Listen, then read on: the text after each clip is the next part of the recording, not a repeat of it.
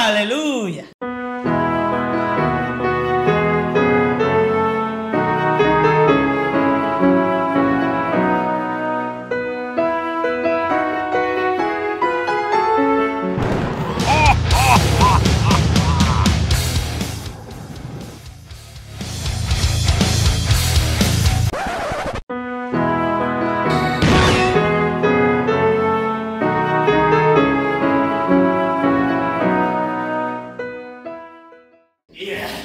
Udah mulai lancar. Pendeta baru kita. Bukan Muhammad Widianto aja. Oh iya, bukan ya. Ini tempatnya Coki tetap ya. Iya, tetap. Iya. Lu kalau nggak mau ngaku pendeta nggak dapat persembahan kasih. Aduh. Kan gitu. Iya kan. Kan biasanya kan kayak gitu kan. Iya. Tunggu dulu kita pakai persembahan kasih. Jangan dilihat dari jumlahnya. Iya. Terus pas dilihat, oh ya kapok gua. Jangan gitu dong. Oh nggak boleh ya. Nggak semua pendeta kayak gitu. Iya. Ya mungkin kebanyakan. Kebanyakan orang memikirkan seperti itu. Iya. Itu yang salah teman-teman. Kok agak tertahan ya? Iya, aku takut. Kemarin udah banyak komen-komen soalnya. Gimana? Ya biasalah. Gitu. Baju tetap sama. Sel, ada indikasi cerita-cerita katanya kalau di gereja jemaat yang susah sama yang jemaat yang kaya suka dibedain. Beda perlakuan. Nah, sama pendeta biasanya nih. Iya. Nah, lu kan perwakilan dari masyarakat miskin yang Enggak, aku nggak merasakan itu kok. Karena memang aku udah mengurungkan diri. Baru mau dicuekin. Iya, aku nggak mau lah gitu. kalau misalkan khotbah di tempat orang miskin biasanya 2 menit udah terlalu lama. Iya. Wah, tapi kalau di tempat orang kaya biasanya banyak Iya. gitu. Habis itu makan-makan dulu. Wah. Ini Bob ya tuh. Ini mah gereja di Irlandia. Irlandia, bukan di sini kan. Irlandia Utara. Angkut nih. Ada nggak yang kayak gitu tuh kayak Yeri? Ada. Jadi kan itu yang kita bahas di episode sebelumnya. Pragmatis. Orang punya mobil mewah lebih gampang dapat parkir. Kadang-kadang Baik, Mas. pendeta yang dengan kapasitas gereja lebih besar, jemaat lebih besar, lebih dihargai dibanding pendeta pedesaan. Nah itu sebenarnya cara berpikir yang diadopsi yang harusnya di-clearkan oleh firman Tuhan, tapi dipakai juga di kalangan rohani gitu loh. Ya jemaat sakit pilih yang mana nih? Ya jelas yang kaya lah misalnya, yang miskin dicuekin, yang sakit yang miskin dicuekin. Memang sudah saatnya. Ya, Gitu. memang nggak semua. Itu sebabnya kita perlu jaga hati dan melibatkan Tuhan dalam hati supaya kita nggak jadi orang yang seperti itu. Iya. Ya, karena orang bisa berubah, gitu. Dan buat kita yang diperlakukan seperti itu juga itu tidak merepresentatif ajaran Kristus yang sesungguhnya. Jadi subjektif aja. Subjektif. Kalau kita diperlakukan berdasarkan handphone kita, rumah kita di mana itu subjektif. Ajaran Yesus itu tidak kayak gitu. Oke. Clear? Clear ya? Iya. Oke, kita masuk kepada pertanyaan pertama dari para domba-domba tersesat ini. Betul sekali. Dari Singgih Wijanarko. Wah, Tersesat. orang Jogja pasti nih. Oh iya. Orang Jogja. Wijanarko. Gereja Jawa nih Mas. Wah, GKJ. Iya. Singgi Wijanarko. Wijanarko. Yang kalau misalkan kaget Ella Dala. Standar banget. Klasik banget. Elah dalah. Gitu kan kagetnya gitu. Iya. Yang kalau matanya kecil. Iya. Mari kita buka. Bercanda. Kan guyon. Ya kan. Ternyata yang mimpin bukan pendeta. Iya. Dalang. Diceritakan. Boleh dong. Boleh. Iya. Enggak masalah Iya. ya. Bisa diadu Yesus sama Yudas bisa di. Bisa ketahuan bahwa kan wayang semua. Iya betul. Singgih Wijanarko. Tersesat. Haleluya. Iya, Bang Yeri mau tanya. Tempo lalu saya lihat ada baliho tulisan narkoba musuh kita bersama. Tapi saya ingat narkoba musuh kita bersama balihonya. Tapi saya ingat juga kalau Tuhan Yesus berfirman kasihilah musuhmu. Nah, saya harus ikut yang mana? Apa bisa pakai narkoba karena harus mengasihi musuh? Coba logika. Coba logika yang menarik. Gitu. Narkoba musuh bersama. Betul. Kata Yesus kasihilah musuhmu. Iya. Pakai lagi dong. Jangan dong. Enggak. Mungkin ini yang bikin Coki kali ya.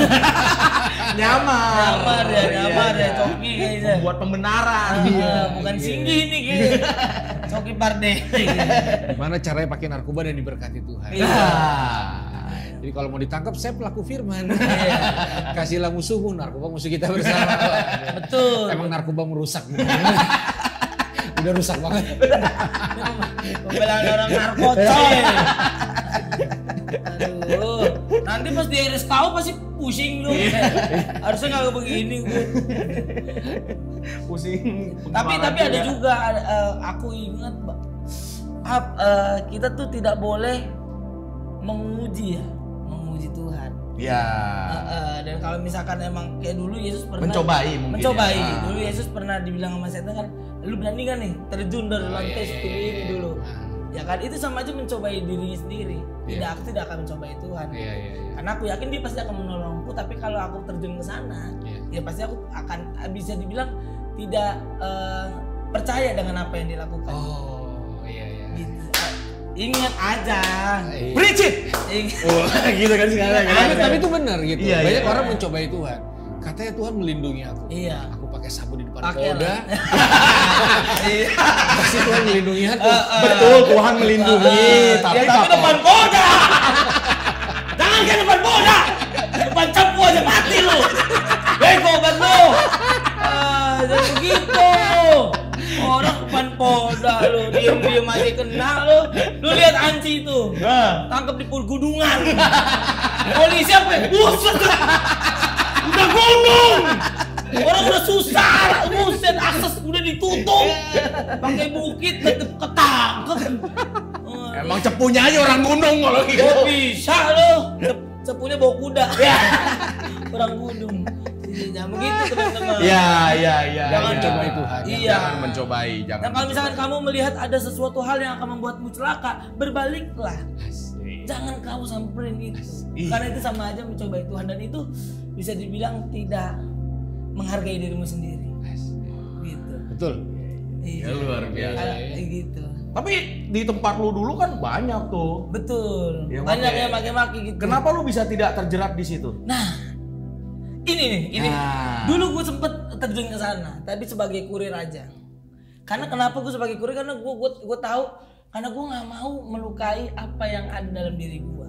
Gue menganggap kenapa gue nggak merokok, kenapa gue tidak memakai seperti itu, karena gue tidak mau merusak bait Allah yang ada di diri gue.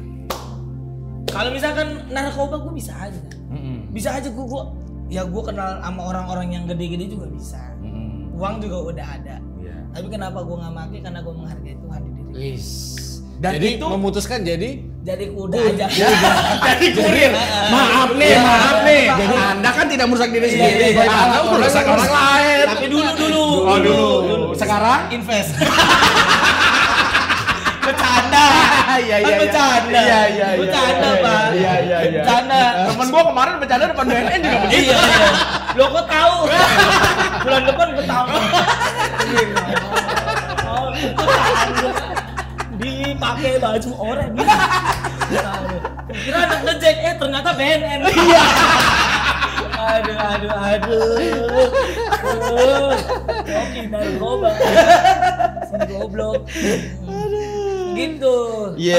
Itu dulu, karena memang kenapa Marcel Widianto dulu mau jadi kurir, karena memang ekonomi kan sulit gitu. Iya.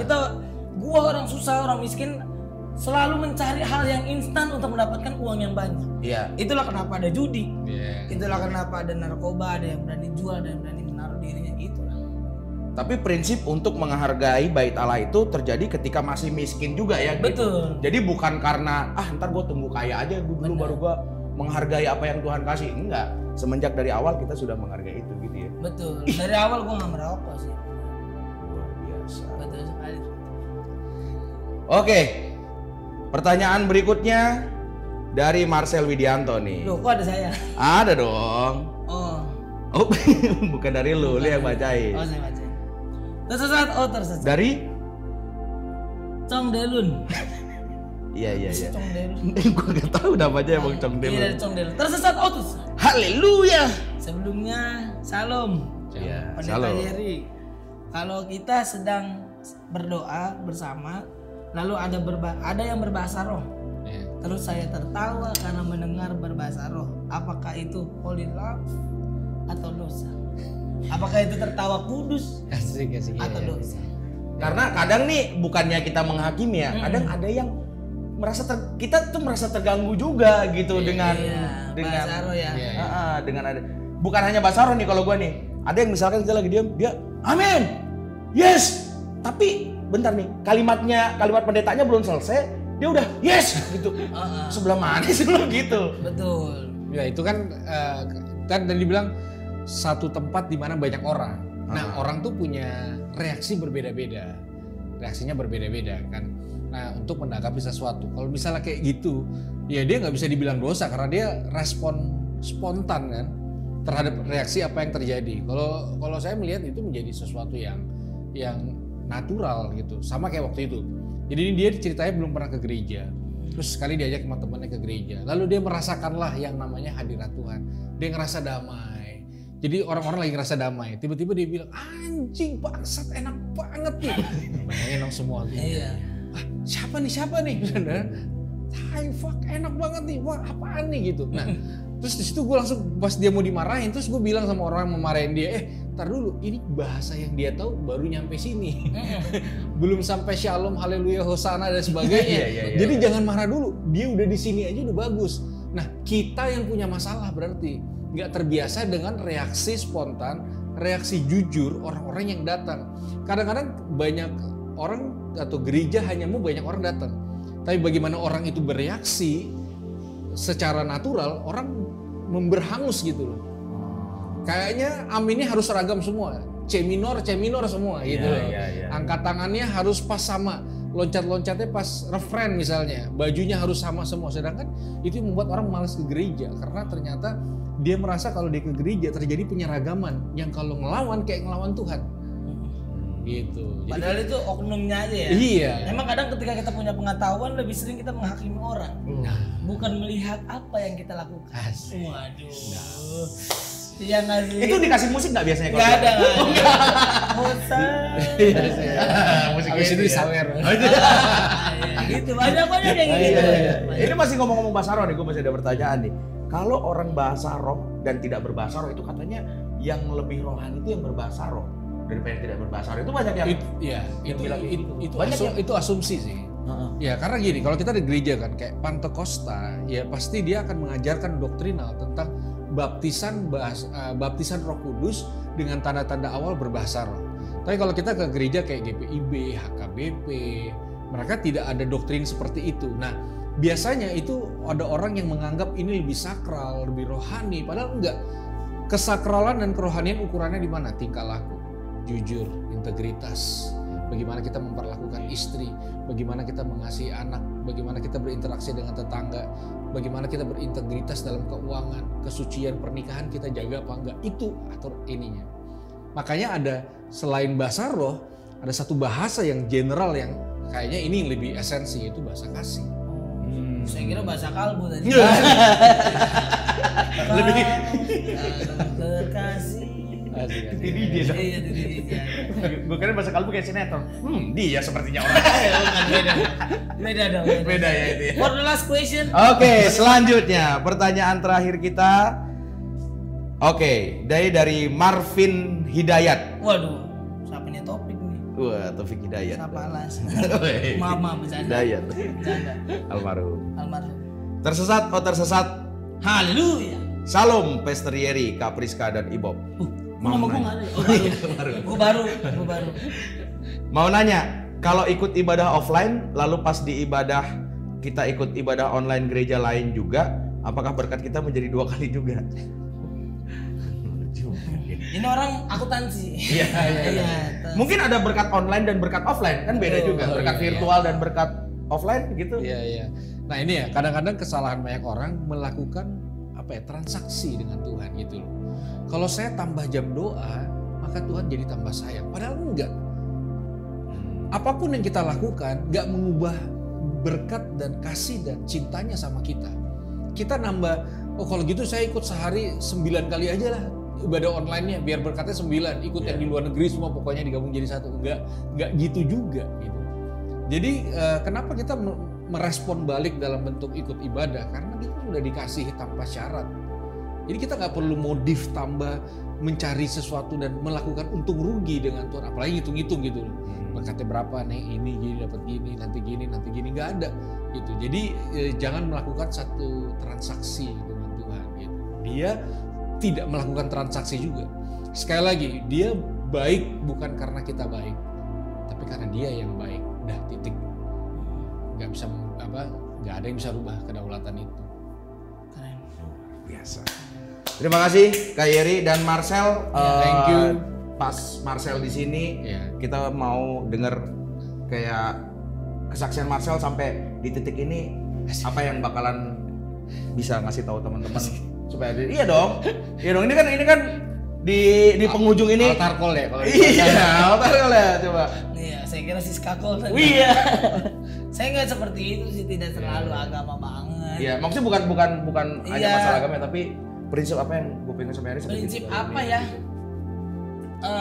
Sedari dulu kenapa gue bisa bertahan dengan semuanya ini, karena gue punya prinsip. Ini ayat yang paling gue ingat banget. Ayat nih. Iya.